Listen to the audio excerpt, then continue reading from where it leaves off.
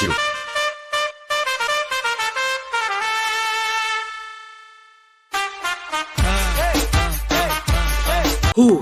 तो finally guys जो solo levelling के सीजन 2 का एपिसोड 13 जो है वो रिलीज हो चुका है। और सही बता रहा हूँ, इससे पिछले एपिसोड के अंदर है मैंने जितनी भी सोलो लेवलिंग की स्टूडियो की तारीफ की थी ना, सही बता रहा हूँ मैं उन सभी चीजों को जो वापस लेता हूँ, क्योंकि एपिसोड 13 के अंदर इन्होंने कुछ ऐसी चीजों को यहाँ पे चेंज किया है जो कि भाई मैं देखकर यहाँ पे शॉक्ड रह गया। क्योंकि जो ओरिजिनल स्टोरी जो मानवा की है उससे इन्होंने जो पूरा का पूरा यहाँ पे इन्होंने जो इस चीज को चेंज कर दिया है। अब देखो कुछ मेजर चेंजेस तो नहीं हुए, लेकिन जो कुछ चेंजेस हुए हैं ना वो बहुत बड़ा इम्पैक्ट डालते हैं स्टोरी के अंदर में। और ये सारे चेंजेस कहाँ कब और कैसे कैसे हुए वो मैं तुम्हें स्टोरी को एक्सप्लेन करते करते जो मैं सारी चीजें बता दूंगा। लेकिन एक चीज मुझे जो यहाँ पे ये चीज अच्छी लगी कि इन्होंने जो प्रॉपर यहाँ पे बहुत सारे कैरेक्टर्स का जो हमें कैमियो दिया है। और अब जो है अब के सीजन के बाद जितने भी सीजन आने वाले हैं सोलो लेवलिंग के, उसके अंदर जो हमारा सोलो लेवलिंग के वर्ल्ड का जो पावर लेवल इंक्रीज होने वाला है वो चीजों का जो हिंट है इन्होंने जो है इसी एपिसोड के अंदर में दे दिया है। जैसे कि यहाँ पे हमें जो 5 से 6 कैरेक्टर से अलग अलग कैमियोस देखने को मिले हैं जो कि आगे आने वाले आर्क्स के अंदर बहुत ज्यादा इंपॉर्टेंट रोल जो है प्ले करने वाले हैं। जैसे कि सबसे पहला जो कैरेक्टर हमें दिखाया जाता है वो है चाइना का नेशनल रैंक का हंटर लिu जिंगहोंग। अब देखो मुझे इसका प्रॉपर नाम तो नहीं पता, लेकिन हाँ इस कैरेक्टर को तुम यहाँ पे देख सकते हो। हमें इसकी एंट्री दिखा दी गया, हमें इसे एक्शन में भी दिखा दिया गया। हालांकि इसका पूरा एक्शन नहीं था, लेकिन हाँ इसे कैमियो हमें दिखा दिया गया है। इसके बाद जो है सेकंड कैरेक्टर आता है वो जो है अपना थॉमस आंडर है, जो कि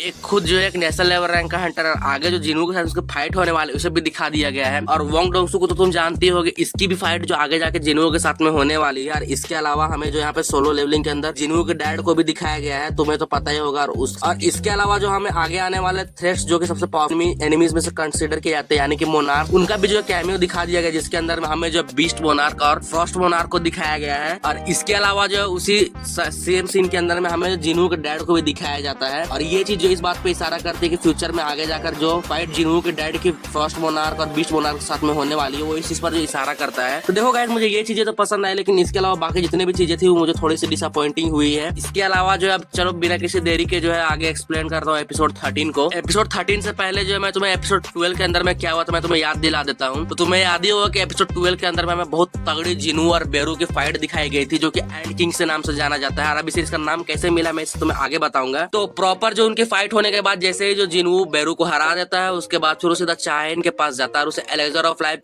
की मदद से जो ट्रीट करने की कोशिश करता है, जो कि एनिमे का ओरिजिनल रिलेटेड सीन है ये, जिसके बारे में कहीं भी मानवा मेंशन नहीं किया गया। ये चीजें मुझे पसंद आई कि हाँ इन्होंने चलो कुछ एक्स्ट्रा भी ऐड किया था, लेकिन इससे भी जो है कुछ नहीं होता यहाँ पे। और चाइन को जो यहाँ पे बचना बहुत मुश्किल लग रहा था। और जिनू इसके बाद फिर कुछ दिमाग में सोचता है और यहाँ पे फिर वो जो अचानक से जो है कैमरामैन को जो है कैमरा बंद करने के लिए कहता है, वरना अगर उसने कैमरा बंद नहीं किया तो उसे तोड़ देगा। वो चीज जो है यहाँ पे कैमरामैन जो कैमरा को बंद कर देता है। इसके बाद फिर हम देखते ही टस्क जो है बिंगू की बॉडी को लेकर आता है वहाँ पे, और जिनू तुरंत उसे अराइज करके जो है उठा देता है यहाँ पे, और उससे जो शैडो सोल्जर बना लेता है अपना। और वो बिना कुछ कहे ये जो चाइन को जो है यहाँ पे आके तुरंत हील कर लेता है। और ये देखकर जो सारे लोग शॉक्ड हो जाते हैं। और यहाँ पे जो है जिनू ये रीजन देता है कि बिंगू जो है खुद कह रहा था कि उससे जो है अराइज करे ताकि वो जो है चाइन की मदद कर सके। यहीं पे जो इतने बड़े चेंजेस इन्होंने स्टोरी में किए, इसी चीज के बारे में बात यहाँ पे कह रहा था। जहाँ पे अगर तुम मानवा को अगर तुमने पढ़ा तुम्हें याद ही होगा, जब चाइन की हालत जो है जिनू से सुधर नहीं रही होती है तो जिनू जो है सबसे पहले कैमरा को बंद करवाता है अभी बहुत डेडली ऑरा के साथ में। और इसके बाद फिर वो जो है मिंग ब्यूनहो की बॉडी को यहाँ पे फाइंड करवाता अपने सोल्जर्स की मदद से, और टस्क की जगह वहाँ पे कुछ नॉर्मल शैडो सोल्जर जो है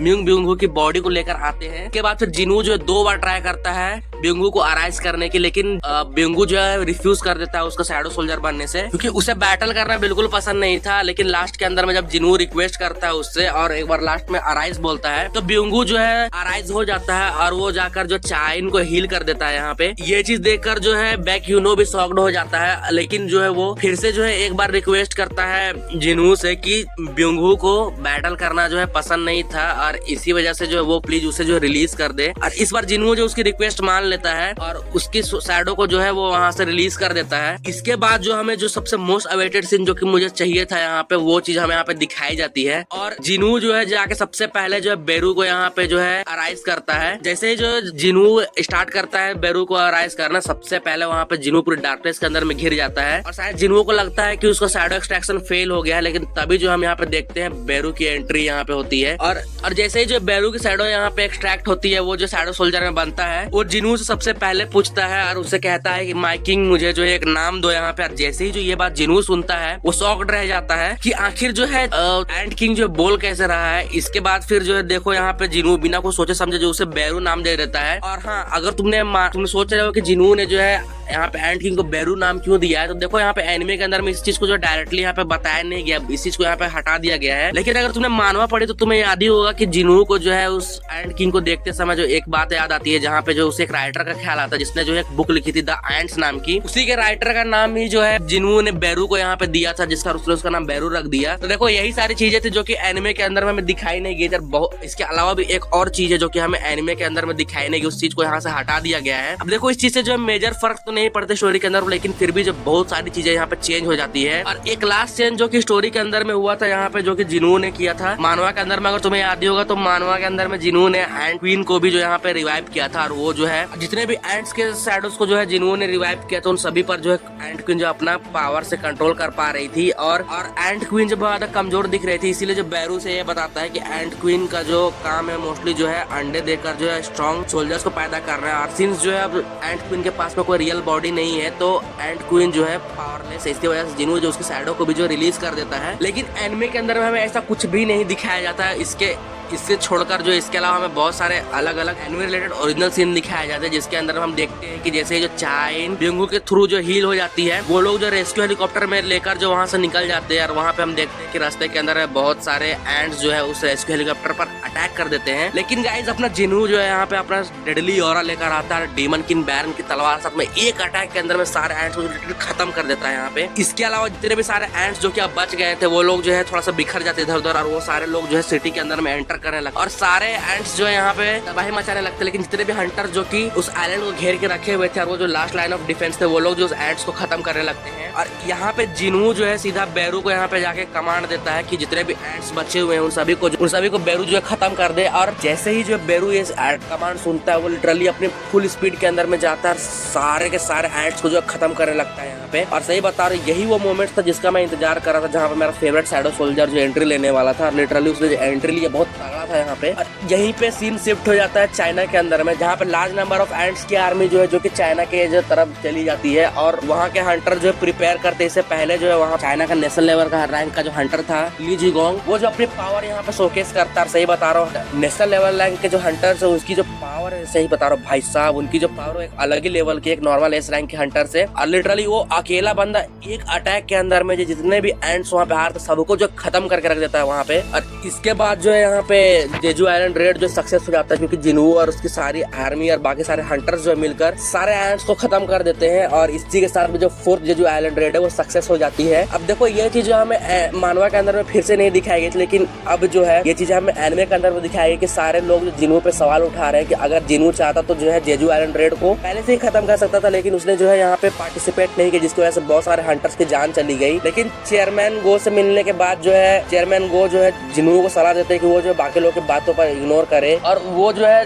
जिनू से बात भी करते हैं कि अब जो जिनू के आगे के फ्यूचर प्लान्स क्या है, क्योंकि जैसे कि तुम्हें पता ही होगा कि जेजू आइलैंड रेड को जो है पूरी दुनिया ने देख लिया है। और अब जो जिनू के लिए बहुत मुश्किल होकर रखा हुआ कि हाँ वो अपनी पावर को छुपा सके। क्या अगर कोई उसे अप्रोच करता तो जिनू यहाँ पे क्या करेगा, तो इस पर जिनू को जवाब तो नहीं देता, लेकिन जिनू एक ये चीज बताता है कि अब जो है जिनू खुद की अपनी एक गिल्ड बनाएगा। और ये बात वो जिनू से भी डिस्कस करता है। और के बाद जो है सीन शिफ्ट हो जाता है एक डंजन के अंदर में, जिसके अंदर में दिखाया था कोरिया का एक गिल्ड जो कि जो है उसी एंड क्वीन के चेंबर के अंदर में जाता है। वहाँ पे बचे हुए एंड्स और बाकी सारे बचे हुए चीजों को जो वहाँ पे डिस्ट्रॉय करने के लिए उन्हें भेजा जाता है। और वो लोग जैसे ही वहाँ पे एंटर करते हैं, वहाँ पे हम देखते हैं एक मिस्टीरियस कैरेक्टर को जो कि वहाँ पे अपीयर होता है। और उसे देखकर वो हंटर से पूछते हैं कि आखिर वो कौन है। और जैसे ही जो है वो उसे पूछते हैं, वो कुछ जवाब नहीं देता, लेकिन वो एक स्नैप के अंदर में सभी लोगों को जो बेहोश कर देता है। ये जो है कोई और नहीं बल्कि गाइस ये जो है मोनार्क्स है। और ये जो तुम्हें सबसे पहला कैरेक्टर यहाँ पे दिखाया जा रहा है, ये जो है बीस्ट मोनार्क है। और इसके बाद जो हमें एक और कैरेक्टर जो ठीक इसके पीछे दिखाया जाता है, ये जो है फ्रॉस्ट मोनार्क है। ये जो गाइस कैरेक्टर है, ये जो आगे आने वाले सोलो लेवलिंग के अंदर के जो है कैरेक्टर है जो कि विलन्स कहलाएंगे यहाँ पे। और इसी के बाद जो सोलो लेवलिंग के वर्ल्ड का जो पावर लेवल है बहुत ही क्रेजी जाने वाला है। और यहीं पे जो हमें यहाँ के आगे आने वाले थ्रेट्स के बारे में भी दिखाया जाता है। और उनका हमें इंटेंशन तो सबसे पहले हमें बताया नहीं जाता, लेकिन हाँ यहाँ पे क्लियर था कि वो जो कुछ इंपॉर्टेंट चीज के लिए यहाँ पे आए हैं, लेकिन वो जो किसी रीजन की वजह से जो है वापस चले जाते हैं। और इसी सीन के अंदर में हम जो है जिन के डैड को भी देखते जो कि उन मोनार्क्स पर जो नजर रख रहे थे। अब जिन लोगों ने मानवा पड़े उन्हें तो पता हो कि आगे जाके क्या होने वाला है। और मैं तुम्हें बता दूं कि अब जो गाइस सोलो लेवलिंग सीजन 3 के अंदर अंदर में जो चीजें आने वाली है ना गाइस, मैं सही बता रहा हूँ कि वो जो इंटरनेट को बहुत गंदे तरीके से ब्रेक करने वाली है। क्योंकि अभी मैंने हाल ही में यहाँ पे मैं चेक कर रहा था तो मुझे पता चला कि सोलो लेवलिंग जो एक साल के अंदर में जितने भी क्रंचीरोल के रिकॉर्ड्स थे उसे तोड़ दिया है। 5 लाख रिव्यू लेकर आने वाली एनिमे जो है बन चुकी है, जो कि सबसे कम समय में जिसने 5 लाख रिव्यूज को गैदर किया है। तो इसके लिए जो मैं सोलो लेवलिंग के क्रिएटर्स को जो यहाँ पे कॉन्ग्रेचुलेट करना चाहूंगा। लेकिन इसके अलावा जिन्होंने बहुत सारी चीजें यहाँ पे चेंजेस किए, इसके लिए मैं यहाँ पे सबसे गुस्सा हूँ। लेकिन कोई बात नहीं गाइस, स्टोरी देखने में मजा आया और यही ज्यादा इंपॉर्टेंट है हमारे लिए। और इसी के साथ में जो है लास्ट के अंदर में हमें दिखाया जाता है जिन्हों जो है कहीं पे जा रहा होता है, लेकिन जो ट्रैफिक के अंदर फंस जाता है और उसी